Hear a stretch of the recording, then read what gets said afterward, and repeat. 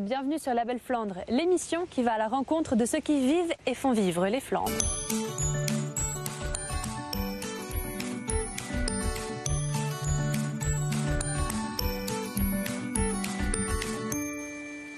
Si nous sommes ici devant l'abbaye du Mont-des-Cats, c'est pour vous parler d'un autre monastère aujourd'hui disparu.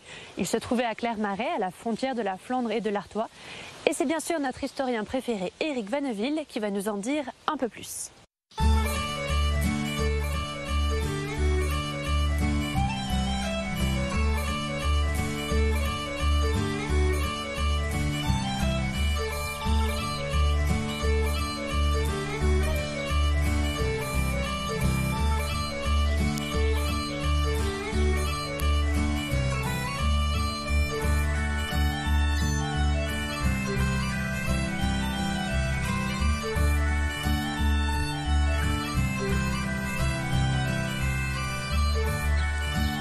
Chers amis téléspectateurs, bonjour. Nous sommes à Clermarais, à 5 km de Saint-Omer, connu au Moyen-Âge par son abbaye de Saint-Bertin. Et Clermarais a été une abbaye détruite durant tout le Moyen-Âge et surtout pendant la Révolution de 1789. La plupart des bâtiments qui subsistent sont ceux où nous nous trouvons. C'est la ferme qui a subsisté jusqu'à 1789 et même encore après. Alors, pourquoi l'abbaye de Clermarais? Elle est due à Saint Bernard de Clairvaux, le grand patron, je dirais, des cisterciens, des moines cisterciens, et qui était en rivalité avec l'abbaye de Cluny, l'ordre de Cluny. Cluny, Cîteaux, c'était une rivalité permanente au Moyen-Âge. Et au XIIe siècle, Saint Bernard a envoyé une lettre à l'abbé de Cluny pour protester contre le pouvoir qu'exerçait Cluny sur l'abbaye Saint-Bertin de Saint-Omer. 1139. Bernard de Clairvaux, le futur Saint Bernard, en 1139, en tant que patron, je dirais, des moines cisterciens, et notamment basé à Clairvaux, écrit à Pierre le Vénérable, qui était le patron de l'ordre de Cluny.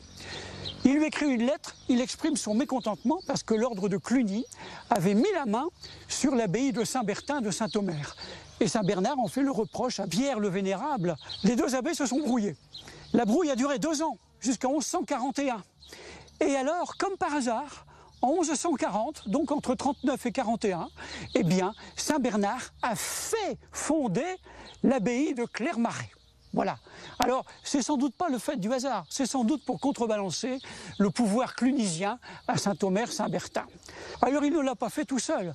Il a demandé et obtenu le secours matériel du comte de Flandre, le comte de Flandre Thierry d'Alsace. Car, voyez-vous, aujourd'hui, nous sommes dans le Pas-de-Calais parce qu'autrefois ici c'était l'Artois, mais jusqu'à la fin du XIIe siècle, l'Artois était au comté de Flandre et le comte de Flandre, Thierry d'Alsace, donc, eh bien, Thierry a aidé matériellement à la construction de l'abbaye de Clermarais.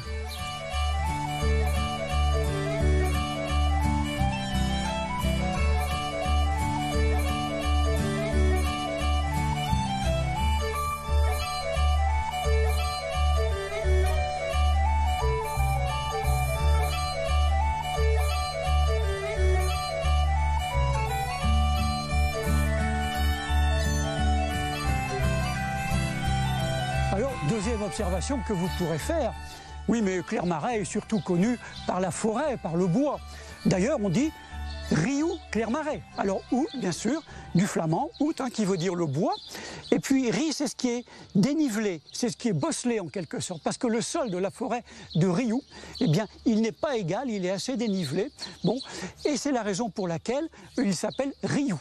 Alors, les moines se sont partagés le bois avec le comte de Flandre, ils sont partagés à l'amiable, et les moines ont amélioré en quelque sorte l'économie de cette abbaye et de tout ce qui l'entourait. Parce que les cisterciens étaient des travailleurs de la terre. C'est ce qui fait qu'il y a eu beaucoup d'abbayes cisterciennes fondées dans le cadre du développement économique dans la première moitié du XIIe siècle. Et ces moines étaient laboureurs, ils étaient forestiers, etc. Et ils ont enrichi le bois en y creusant des grands trous pour que ça devienne des étangs, pour qu'il y ait de l'eau, avec la vie dans les étangs. Alors dans la vie de Bernard de Clairvaux, Saint Bernard, depuis 1156, eh bien, il y a beaucoup d'histoires légendaires, la géographie, comme on dit à propos des vies de saints. Il y a du vrai, il y a du moins vrai, mais il y a une légende géographique qui est tout à fait intéressante par rapport au site de Clermarais. Bernard aurait, dit-on, rencontré le diable, il aurait eu une conversation pendant la nuit avec un diable, le diable. Et naturellement, Bernard, aidé par le ciel, l'a emporté dans sa discussion avec le diable et il a conclu les discussions en disant « Moi je sais, je vais dire à tous les bons chrétiens ce qu'ils doivent faire pour aller au ciel sûrement ». Et il a cité les psaumes que tout un pratiquant chrétien devait réciter pour être sûr d'aller au ciel. Et donc, grâce à la citation des psaumes appropriés, qui garantissaient l'accès au paradis à tout bon chrétien, qui les psalmodiait correctement, eh bien, Saint Bernard a mis le diable en échec, et le diable a quitté le lieu de conversation. Saint Bernard avait gagné contre le diable. Alors, cette légende qu'on trouve dans les textes hagiographiques, encore une fois, de Saint Bernard, elle n'est peut-être pas vraie, mais c'est sans doute sur elle que se sont fondés les écrivains des siècles suivants, qui ont raconté une histoire de diable absolument effroyable qui se serait passée dans les locaux de l'abbaye de Clermarais.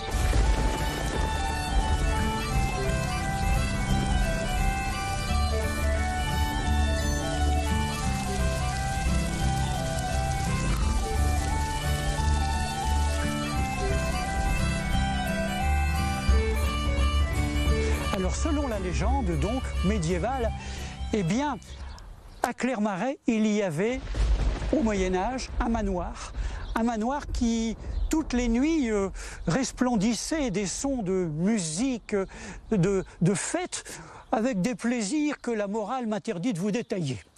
Et un moine qui était à Saint-Bertin de Saint-Omer, du haut de la colline de Saint-Omer, avait été intrigué par ce manoir qui émergeait de la forêt. Bon. Et on l'a renseigné, on lui a dit, ben voilà, il doit se passer des choses pas très catholiques là-bas, dans le manoir, et puis tous ceux qui y ont été ne sont jamais revenus. Sûrement le diable y est pour quelque chose. Alors ce moine est venu à Clermarais, il est entré dans le château, et là, dans le manoir, et là il a été défié à une partie d'échecs par le diable. C'est la partie d'échecs du diable. Le diable, conseillé par sa compagne, qui était une personne peu recommandable, eh bien, le diable a failli l'emporter contre le moine. Ils avaient parié tous les deux. Le moine aurait donné son âme au diable s'il avait perdu, et le diable aurait donné tout le manoir, toutes les possessions et toutes les richesses, tout l'or qu'il y avait dans le manoir, si le moine gagnait. Le diable a failli l'emporter. Mais alors, tout à coup, il a invoqué Saint Benoît, le grand Saint Benoît, que tous les moines connaissent. Et Saint Benoît lui a suggéré un coup imparable. Et il a gagné. Et au moment où il a bougé la pièce de l'échiquier qui lui donnait la victoire, tout a disparu. Le diable est parti.